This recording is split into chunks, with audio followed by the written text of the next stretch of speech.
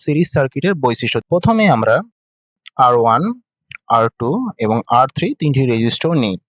এদেরকে সিরিজে সংযোগ করব। সিরিজে সংযোগ করার শর্ত হলো যে প্রথম রেজিস্টরের শেষ প্রান্তের সাথে দ্বিতীয় রেজিস্টরের প্রথম প্রান্ত, অর্থাৎ R1 এর শেষ প্রান্তের সাথে R2 এর প্রথম প্রান্ত সংযোগ হবে। তাহলে সেটা করে দিলাম যে R1 এর শেষ প্রান্তের সাথে R2 এর প্রথম প্রান্ত সংযুক্ত হলো। ঠিক একইভাবে R2 এর শেষ প্রান্তের সাথে R3 এর প্রথম প্রান্ত যুক্ত হবে। তাহলে R2 এর শেষ প্রান্তের সাথে R3 এর প্রথম প্রান্ত যুক্ত হয়েছে। তাহলে এইভাবে যুক্ত বা সংযোগকে কি বলা হয়? সিরিজ সংযোগ বলা হয়। আর এই সংযোগকৃত সার্কিটকে বলা হয় কি? Series circuit. তাহলে আমরা সার্কিটটি ক্লোজ করে দিই। এটি কি? Series circuit. তাহলে প্রথম বৈশিষ্ট্য হচ্ছে কি? কারেন্ট। আমরা জানি কি সিরিজ সার্কিটে কি কারেন্ট প্রবাহের পথ একটিই থাকে। তাহলে সিরিজ সার্কিটের প্রতিটি রেজিস্টরের কারেন্ট কি সমান? কারণ কি সিরিজ সার্কিটের কারেন্ট প্রবাহের পথ একটি, অর্থাৎ প্রতিটি রেজিস্ট্যান্সের কারেন্ট একই থাকে।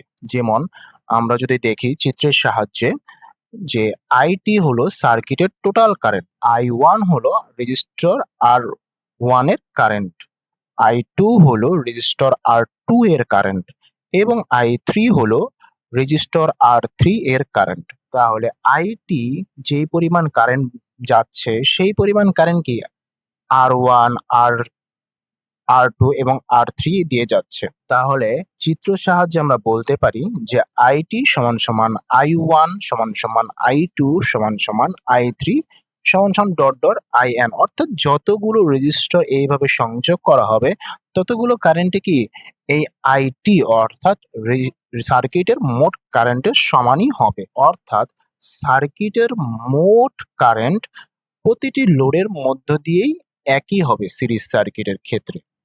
দ্বিতীয় বৈশিষ্ট্য হচ্ছে রেজিস্ট্যান্স। সিরিজ সার্কিটের মোট রেজিস্ট্যান্স ভিন্ন ভিন্ন সংযুক্ত রেজিস্ট্যান্সের মানের যোগফলের সমান। যেহেতু এই রেজিস্টর কি একের পর এক সংযুক্ত অবস্থায় আছে, সেহেতু সার্কিটের মোট রেজিস্ট্যান্স হবে R1, R2, R3 এর যোগফলের সমান।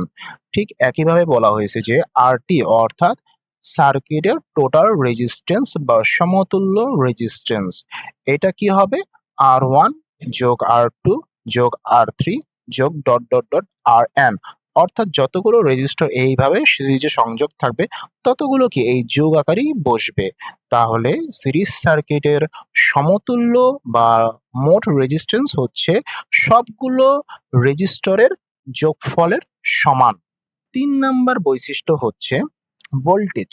বলছে সিরিজ সার্কিটের সরবরাহ ভোল্টেজ ঘাটতির ভোল্টেজগুলির যোগফলের সমান। বলতেছে সিরিজ সার্কিটের সরবরাহ ভোল্টেজ অর্থাৎ মোট ভোল্টেজ ঘাটতি ভোল্টেজগুলির যোগফলের সমান, অর্থাৎ রেজিস্ট্যান্সের আরআরএ তে ভোল্টেজ ড্রপগুলির যোগফলের সমান। আমরা যদি চিত্রের সাহায্যে একটু দেখি যে ভিটি হচ্ছে সিরিজ সার্কিটের সরবরাহ ভোল্টেজ বা টোটাল ভোল্টেজ, V2 হচ্ছে R2 এর আড়াআড়ি ভোল্টেজ ড্রপ বা ঘাটতি ভোল্টেজ, V2 হচ্ছে R2 এর সরাসরি ভোল্টেজ ঘাটতি বা ড্রপকৃত ভোল্টেজ, আর V3 হচ্ছে R3 এর সরাসরি ভোল্টেজ ড্রপ বা ঘাটতি ভোল্টেজ।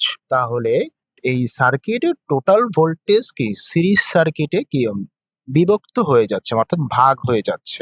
তাহলে আমরা বলতে পারি যে সিরিজ সার্কিটের ক্ষেত্রে সরবরাহকৃত ভোল্টেজ বা টোটাল ভোল্টেজ হবে প্রতিটি লোড বা রেজিস্টরের ড্রপকৃত ভোল্টেজের যোগফল বা ঘাটতি ভোল্টেজের যোগফল।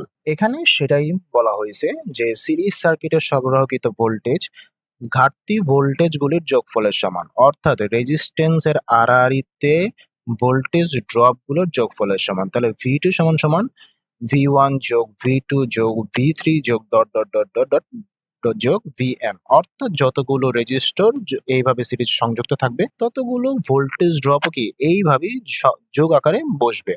তাহলে আমরা তিনটি বৈশিষ্ট্য দেখলাম যে কারেন্ট কি সার্কিটের মোট কারেন্টের সমান, অর্থাৎ প্রতিটি রেজিস্টরের মধ্য দিয়ে প্রবাহিত কারেন্ট সার্কিটের মোট কারেন্টের সমান, অর্থাৎ IT is equal to I1 is equal to I2 is equal to I3 is equal to এইভাবে বসবে, অর্থাৎ কারেন্টের কোনো বিভক্ত হবে না, সকল কারেন্টই কি সমান। সার্কিটের মোট কারেন্টের সমান হবে। রেজিস্ট্যান্স, সিরিজ সার্কিটের মোট রেজিস্ট্যান্স হচ্ছে সবগুলো রেজিস্টরের যোগফলের সমান এবং ভোল্টেজ হচ্ছে সিরিজ সার্কিটের রেজিস্টর সমূহের আড়াআড়িতে ভোল্টেজ ড্রপের যোগফলের সমান, অর্থাৎ ভোল্টেজ ড্রপের কি যোগফলের সমান হবে। তাহলে কারেন্ট হবে কি সবগুলি সমান, রেজিস্ট্যান্স হবে কি প্রত্যেকটি রেজিস্টরের যোগফল এবং ভোল্টেজ হবে আড়াআড়িতে ভোল্টেজ ড্রপগুলির যোগফলের সমান। এই তিনটি হলো সিরিজ সার্কিটের মূল বৈশিষ্ট্য, খুবই লক্ষণীয় বিষয়টি সিরিজ সার্কিটের ক্ষেত্রে। এই জিনিসগুলি আমাদের গাণিতিক সমস্যা সমাধানের ক্ষেত্রে প্রয়োজন হবে, তাই এই বৈশিষ্ট্যগুলো খুবই গুরুত্ব সহকারে বিবেচনা করতে হবে এবং মনে রাখার চেষ্টা করতে হবে।